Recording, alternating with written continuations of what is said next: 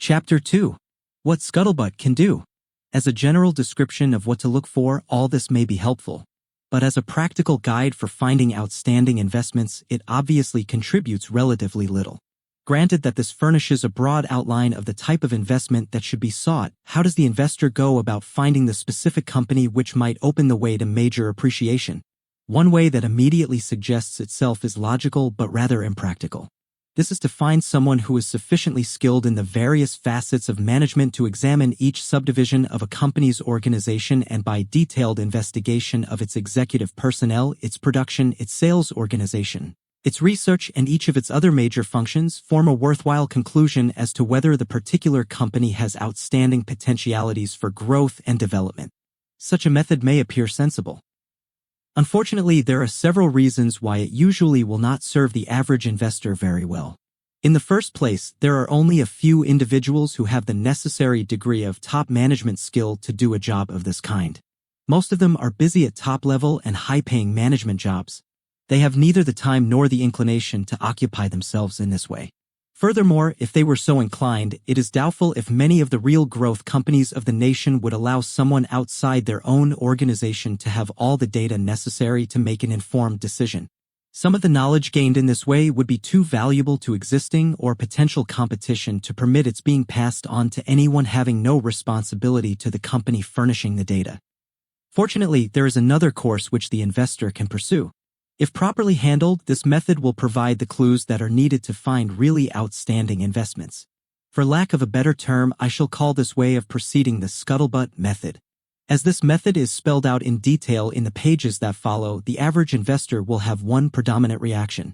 This is that regardless of how beneficial this Scuttlebutt method may be to someone else, it is not going to be helpful to him because he just won't have much chance to apply it. I am aware that most investors are not in a position to do for themselves much of what is needed to get the most from their investment funds. Nevertheless, I think they should thoroughly understand just what is needed and why. Only in this way are they in a position to select the type of professional advisor who can best help them.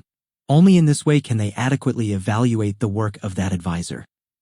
Furthermore, when they understand not only what can be accomplished, but also how it can be accomplished, they may be surprised at how from time to time they may be in a position to enrich and make more profitable the worthwhile work already being done for them by their investment advisors. The business grapevine is a remarkable thing. It is amazing what an accurate picture of the relative points of strength and weakness of each company in an industry can be obtained from a representative cross-section of the opinions of those who in one way or another are concerned with any particular company. Most people, particularly if they feel sure there is no danger of their being quoted, like to talk about the field of work in which they are engaged and will talk rather freely about their competitors. Go to 5 companies in an industry, ask each of them intelligent questions about the points of strength and weakness of the other 4, and 9 times out of 10 a surprisingly detailed and accurate picture of all 5 will emerge. However, competitors are only one and not necessarily the best source of informed opinion. It is equally astonishing how much can be learned from both vendors and customers about the real nature of the people with whom they deal. Research scientists in universities, in government, and in competitive companies are another fertile source of worthwhile data.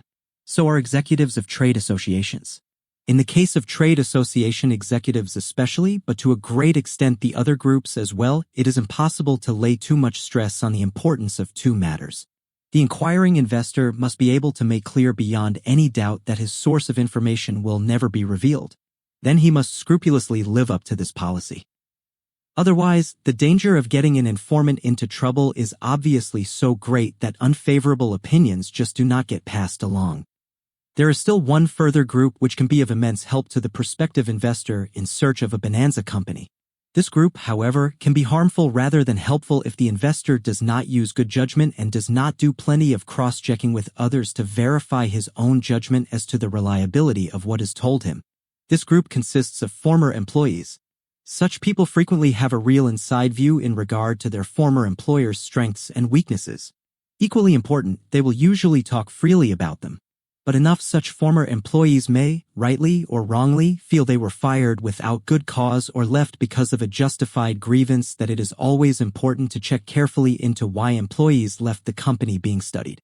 Only then is it possible to determine the degree of prejudice that may exist and to allow for it in considering what the former employee has to say. If enough different sources of information are sought about a company, there is no reason to believe that each bit of data obtained should agree with each other bit of data. Actually, there is not the slightest need for this to happen.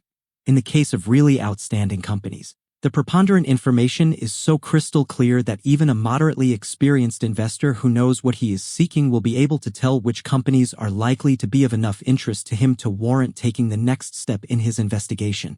This next step is to contact the officers of the company to try and fill out some of the gaps still existing in the investor's picture of the situation being studied.